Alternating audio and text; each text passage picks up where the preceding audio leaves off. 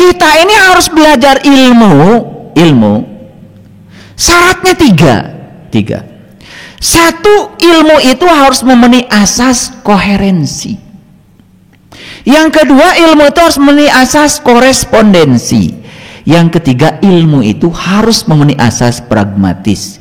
Ini agak keren sedikit kuliah hari ini. Saya bicara filsafat ilmu sedikit. Apa yang disebut dengan asas koherensi? Yang namanya asas koherensi mensyaratkan bahwa pengetahuan itu tidak boleh bertentangan dengan pengetahuan yang lain.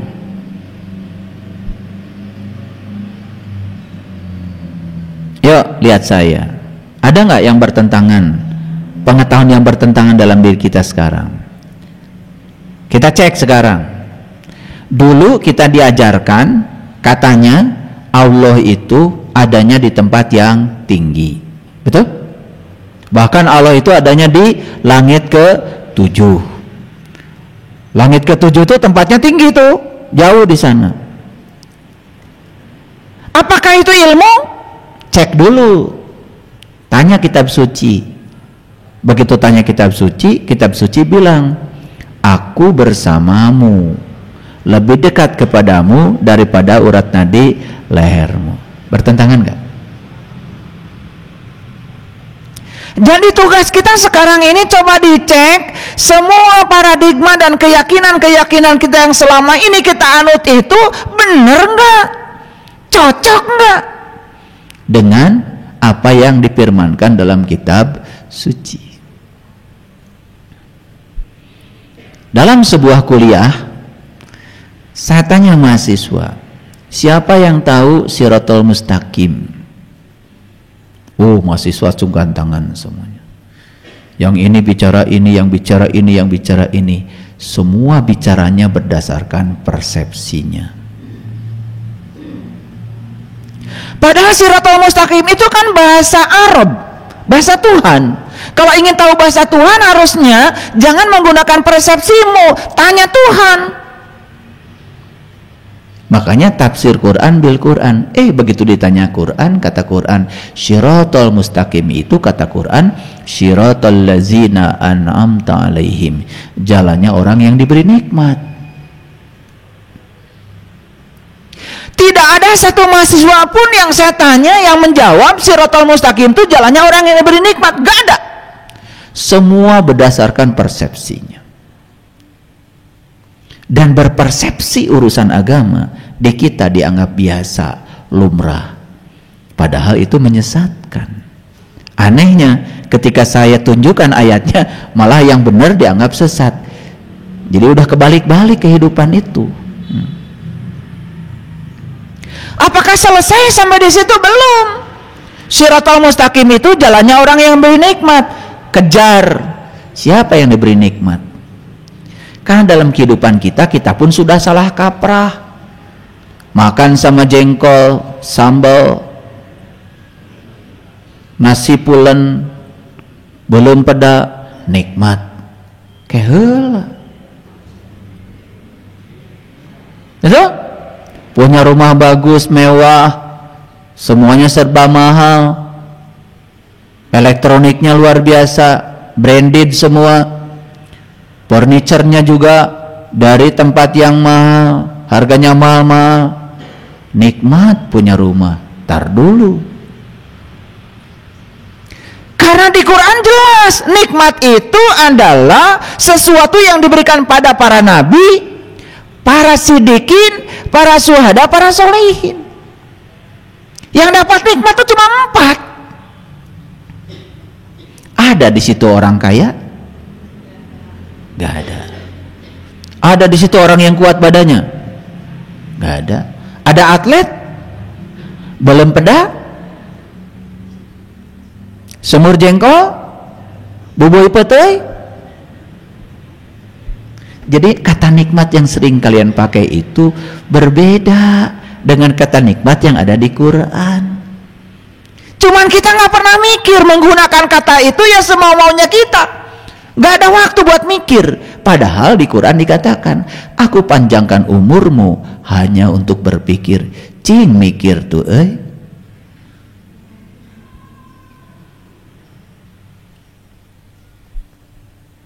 Gak ada waktu. Ketika kita doa, orang lain bilang mudah-mudahan, ngiluan mudah-mudahan. Semua kata yang diulang 2 kali pakai akhiran ante bohong. Jadi mudah-mudahan itu berarti hese. Ganti. Semoga. Mudah-mudahan anak saya lulus. Mau lulus. Gak doa lagi gak salah.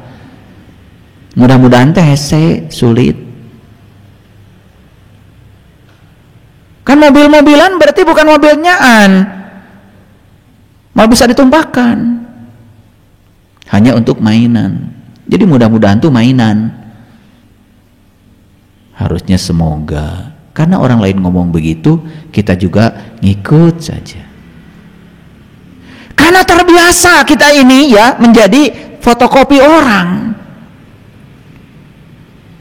Lihat saya semuanya. Jadi pengetahuan itu harus koheren. Sekarang coba tanya. Kalau saya tanya, Baitullah di mana? Jawabannya semua di Mekah. Jauh dong. Baitullah artinya apa? Rumah Allah. Apaan Allah teh nyangem di Al-Quran. Kami teh deket jeung anjeun. Lebih deket tibatan urat beheung maneh. Aku dekat kepadamu melampaui dekatnya urat nadi lehermu. Itu Allah yang bilang. Harusnya kalau Allah dekat dengan kita, atuh bumi nage kedah caket.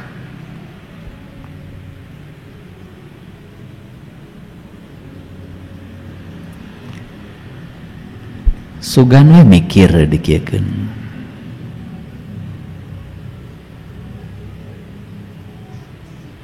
Ibu salat. Ada salat teh naon? Menyembah. Menyembah saha? Menyembah Allah. Apaan Allah teh? Caket. Langkung caket tibatan urat beheung urang. Apaan Allah teh ngahiji jeung urang. Jadi kalau kita menyembah, yang disembah dengan yang menyembah papisah.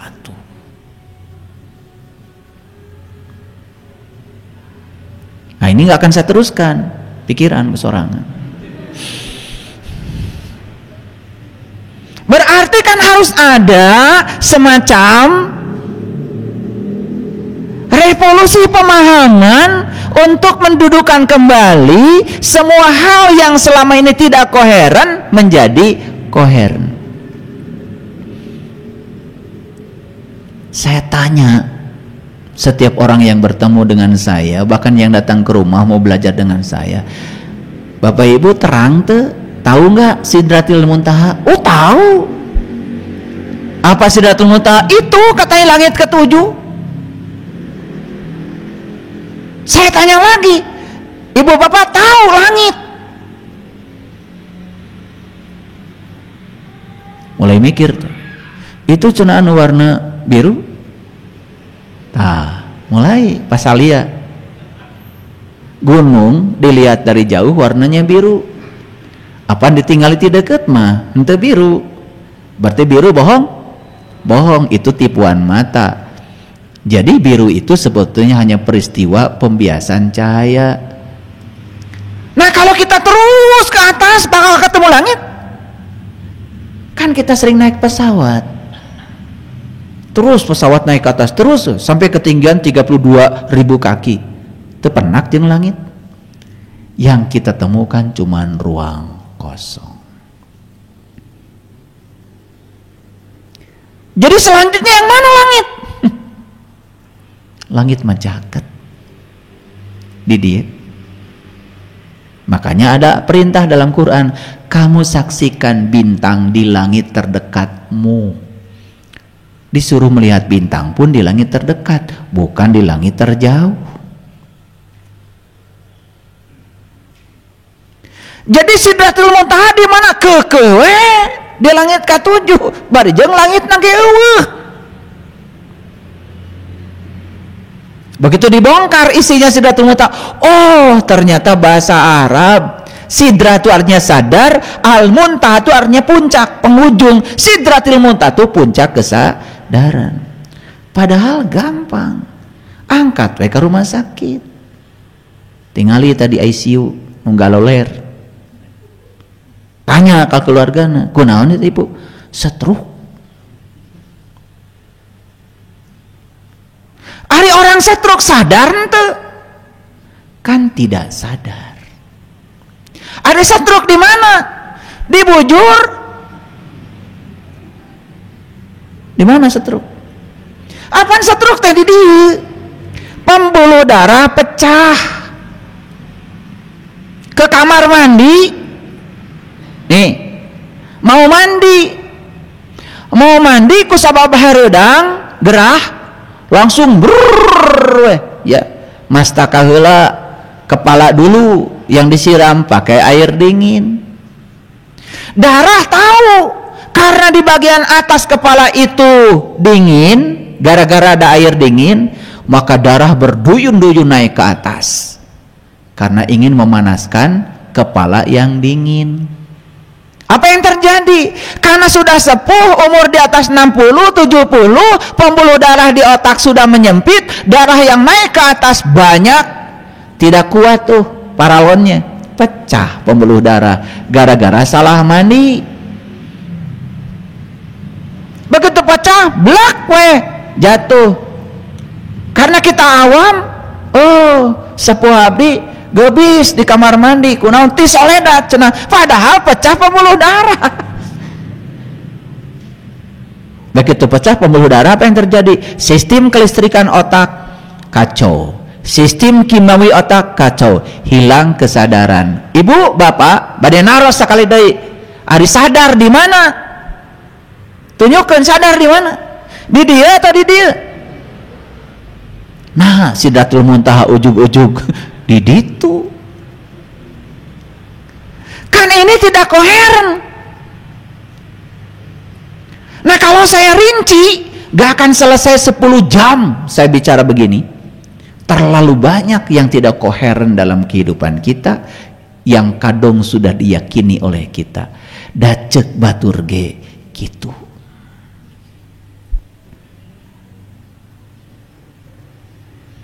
Makanya koreksi, coba bikin daftar. Pulang dari sini ibu bapak beli buku, rada kano setik bukuna. Bare judul ku sepidol nu gede. Judulnya buku bodoh ibu siapa. Jadi tulis dulu buku bodoh ibu Yani. Awas ya, pulang dari sini beli. Nanti beli pulpen. Tulis semua kata yang sudah dikenal dalam hidup. Misalkan iman, tulis. Nanti sambil diam tanya, ari iman teh naon? Urang geus nyaho acan. Islam tulis, ihsan tulis, ikhlas tulis, sabar tulis semua. Begitu lihat ada mobil Avanza, tulis Avanza. Begitu lihat di mobil ada VVTi, tulis. Pertanyakan semua kata-kata itu pada diri. Saya jamin ya, kita nggak bisa jawab semuanya.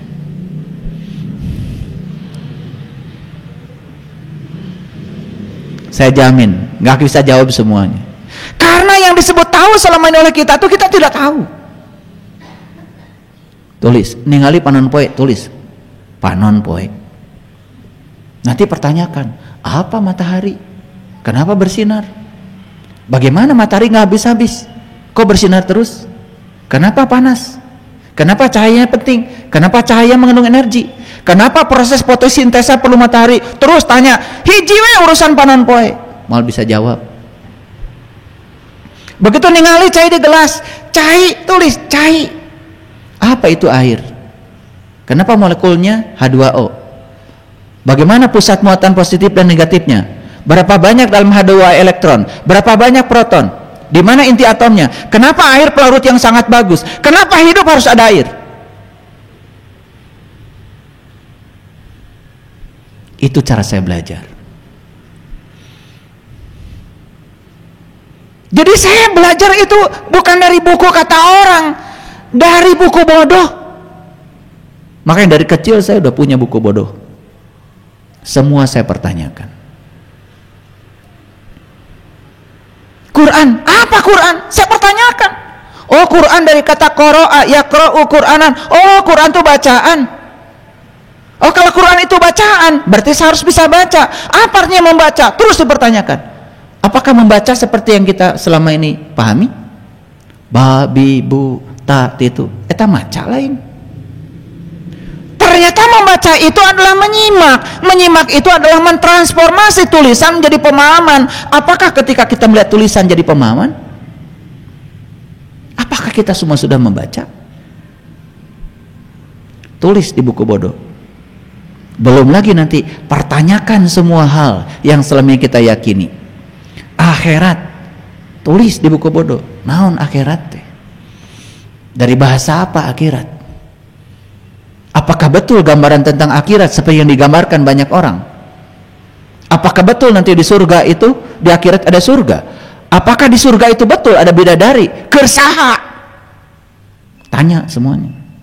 Setiap kita mengalirkan pertanyaan, di situ jawaban akan mengalir. Malaikat, tulis. Naon malaikat teh? Cenah makhluk yang terbuat dari cahaya. Ari urang dijieun tinu naon? Apaan semua kita juga terbuat dari cahaya. Aslinya kita makhluk cahaya. Kalau gitu apa bedanya kita dengan malaikat? Setan. Saha setan teh? Orang mana?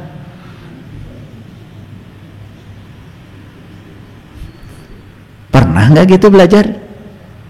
Makanya semua yang kita yakini ringkih, tidak koheren. Begitu dibuktikan, semua tidak selaras.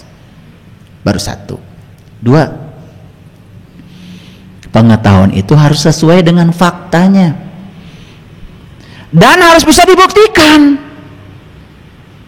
Mohon maaf. Kita punya keyakinan.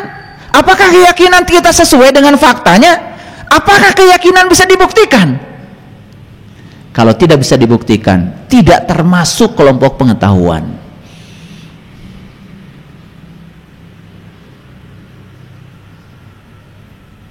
Kita punya rukun iman, 6 rukun iman. Mohon maaf, apakah kita sudah membuktikannya? Kalau kita belum membuktikannya, apakah itu layak disebut sebagai pengetahuan? Layak disebut sebagai ilmu?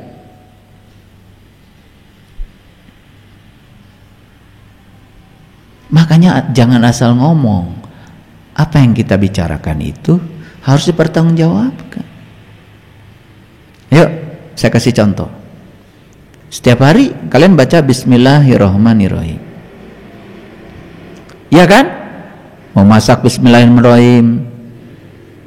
Mau naik mobil Bismillahirrahmanirrahim. Saya yakin lah. Ya, dari wajah-wajahnya kelihatan. Pasti itu mengucapkan itu. Pertanyaannya, pernah nggak kita bertanya, mengapa kalau kita mau melakukan apapun harus pakai Bismillahirrahmanirrahim? Sampai di titik pemahaman tertentu, saya mengalami goncangan yang luar biasa. Saya tidak berani lagi mengucapkan kalimat itu. Pernah saya tidak berani mengucapkan kalimat itu. Kenapa? Bismillahirrahmanirrahim, atas nama Allah yang Maha Pengasih, Maha Penyayang. Berarti kalau saya bilang atas nama, pertanyaannya, apa betul saya ini layak untuk mengatasnamakan Dia yang Maha Pengasih, yang Maha Penyayang, sementara saya masih pembenci, sementara saya masih usil pada orang, sementara saya masih belum bisa memaafkan orang, sementara cinta kasih saya juga masih terbatas, sementara orang lain susah pun saya diam? Dan kalau saya mengucapkan kalimat itu, apa betul saya ini diutus Allah untuk mewakilinya, menjadi kepanjangan tangannya? Kalau saya mengucapkan kalimat itu, apa betul saya mengenali dia? Ada orang datang ke rumah kita atas nama Bupati, pasti ditanya, Bapak teh sahana Bupati? Ai Bapak teh kenal ka Bupati? Henteu. Wakil Bupati sanes, sekda komo. Jadi Bapak teh saha tuh? Abdi mah sanes sasa. Nah, atuh tadi mengatasnamakan Pak Bupati. Kan syarat mengatasnamakan bupati itu satu. Kedua, Kanjeng Bupati. Dua, harus membawa visi dan misi bupati. Paling tidak bawa selembaran pidato bupati, dibacakan, ulah pidato sorangan. Akan ngewakilkan Pak Bupati. Sama kalau upacara ya, upacara hari pendidikan. Kan di Jakarta Menteri Pendidikan bikin tes pidato. Dibacakan ku kepala sekolah, rektor, guru, semua di depan siswa atas nama Menteri Pendidikan. Betul? Itu baru satu kalimat, bismillahirrahmanirrahim, dalami. Tulis di buku bodoh. Tulis buku bodoh. Apakah saya sudah tahu bismillahirrahmanirrahim? Oh, geningan orang teh can kemana-mana kakarang ngucap unggul. Pantes we. Geus maca bismillahirrahmanirrahim, gelas pepus ngamuk di dapur. Geus baca bismillahirrahmanirrahim, ya, itu. Sayur geus capek-capek masak, bahe ngamuk di dapur. Bismillahirrahmanirrahim, model naon. Nah, yang ketiga, pengetahuan itu harus bermanfaat untuk kehidupan. Apa? Harus bermanfaat buat kehidupan. Nah, cari pengetahuan yang tiga ini. Satu, memenuhi asas koherensi. Dua, memenuhi asas korespondensi. Tiga, memenuhi asas pragmatis. Tugas Bapak Ibu sekarang adalah kumpulkan di buku bodoh semua yang disebut tahu, cek memenuhi tiga asas ini enggak. Nanti kaget karena tiga-tiganya tidak dipenuhi. Nah, sekarang mau cerita kebenaran macam apa kalau tidak ada pengetahuan? Karena dasar kebenaran kan ada 5. 1 pengetahuan, 2 cinta, 3 keadilan, yang keempat adalah pengabdian, yang kelima kesabaran. 1 dari 5 harus dimiliki. Yang pertama apa? Pengetahuan. Karena dasar kebenaran itu 5, salah satunya adalah pengetahuan. Sementara pengetahuannya tidak memenuhi asas pengetahuan, koherensi tidak, korespondensi tidak, pragmatis juga tidak.